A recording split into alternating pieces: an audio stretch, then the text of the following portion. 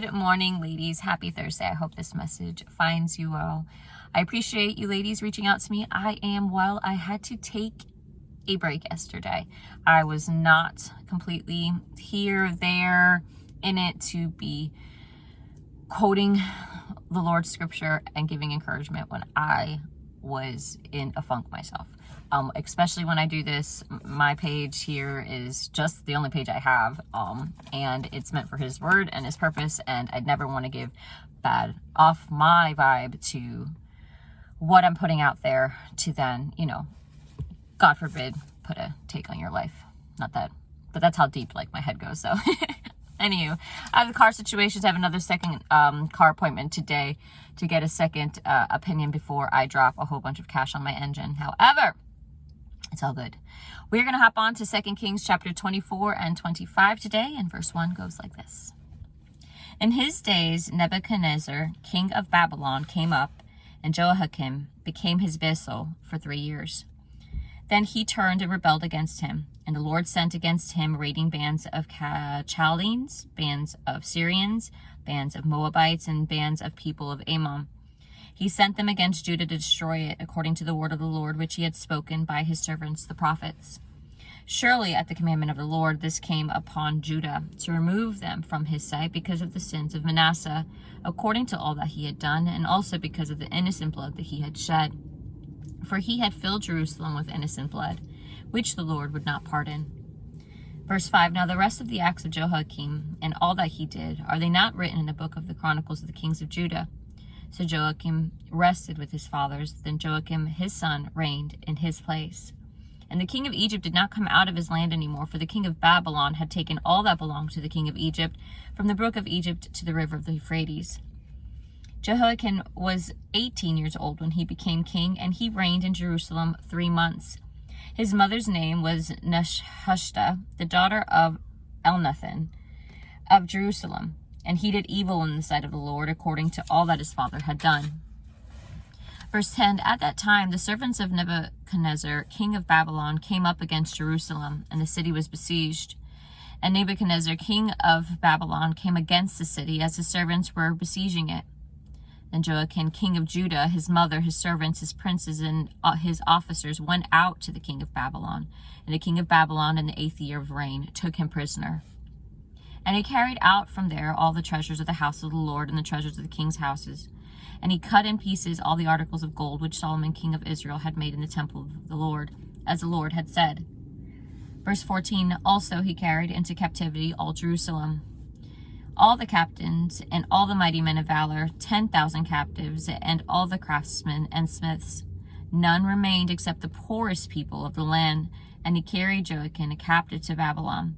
The king's mother, the king's wives, and his officers, and the mighty of the land he carried into captivity from Jerusalem to Babylon. Verse 16, All valiant men, 7,000, and craftsmen and smiths, 1,000, all who were strong and fit for war, these the king of Babylon brought captive to Babylon. Then the king of Babylon made Mattaniah, Jehoiachin's uncle, king in his place, and changed his name to Zedekiah. Zedekiah was 21 years old when he became king, and he reigned 11 years in Jerusalem. His mother's name was Hamutal, the daughter of Jeremiah of Libnah.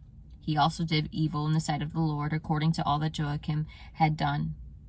For because of the anger of the Lord this happened in Jerusalem and Judah, that he finally cast them out from his presence. Then Zedekiah rebelled against the king of Babylon. Now we're on chapter 25, last chapter for 2 Kings, verse 1, and it goes like this. Now it came to pass in the 9th year of his reign, in the 10th month, on the 10th day of the month, that Nebuchadnezzar, king of Babylon, and all his army came against Jerusalem and encamped against it, and they built a siege wall against it all around. So the city was besieged until the 11th year of King Zedekiah. Zedekiah, I think is how it's pronounced. I'm not sure. But by the 9th day of the 4th month of the famine had become so severe in the city that there was no food for the people of the land. Then the city wall was broken through, and all the men of war fled at night by the way of the gate between 2 walls, which was by the king's garden, even though the Chaldeans were still encamped all around against the city. And the king went by the way of the plain. But the army of the Chaldeans pursued the king, and they overtook him in the plains of Jericho. All his army was scattered from him. So they took the king and brought him up to the king of Babylon at Riblah, and they pronounced judgment on him. Verse 7. Then they killed the sons of Zedekiah before his eyes, put the eyes out of Zedekiah, bound him with bronze fetters, and took him to Babylon. And in the 5th month, on the 7th day of the month, which was the 19th year of the king Nebuchadnezzar, king of Babylon, Nebuzaradan, the captain of the guard, a servant of the king of Babylon, came to Jerusalem. Verse 9, he burned the house of the Lord and the king's house, all the houses of Jerusalem, that is, all the houses of the great, he burned with fire. And all the army of the Chaldeans who were with the captain of the guard broke down the walls of Jerusalem all around. Then Nebuzaradan, the captain of the guard, carried away captive the rest of the people who remained in the city, and the defectors who had deserted to the king of Babylon, with the rest of the multitude. But the captain of the verse 12, but the captain of the guard left some of the poor of the land as vine dressers and farmers. The bronze pillars that were in the house of the Lord, and the carts and the bronze sea that were in the house of the Lord, the Chaldeans broke in pieces and carried their bronze to Babylon. They also took away the pots, the shovels, the trimmers, the spoons, and all the bronze utensils with which the priests ministered. The fire pans and the basins, the things of solid gold and solid silver, the captain of the guard took away. The 2 pillars, 1 sea, and the carts, which Solomon had made for the house of the Lord, the bronze of all these articles was beyond measure. The height of 1 pillar was 18 cubits, and the capital on it was bronze. The height of the capital was 3 cubits, and the network and pomegranates all around the capital were all of bronze. The 2nd pillar was the same, with a network.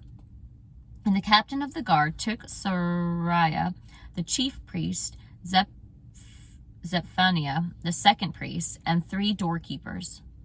Verse 19, he also took out of the city an officer who had charge of the men of war, 5 men of the king's close associates who were found in the city, the chief recruiting officer of the army, who mustered the people of the land, and 60 men of the people of the land who were found in the city. So Nebuzaradan, captain of the guard, took these and brought them to the king of Babylon at Riblah. Then the king of Babylon struck them and put them to death at Riblah in the land of Hamath. Thus Judah was carried away captive from its own land.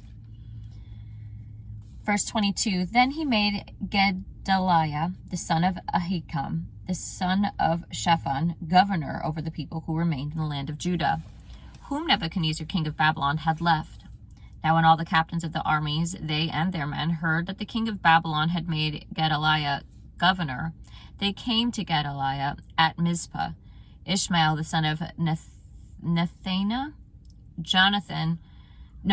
Johanan, the son of Korea, Sariah, the son of Tenhumeth, the Niphathite, and Jezaniah, the son of a Maccatite, they and their men.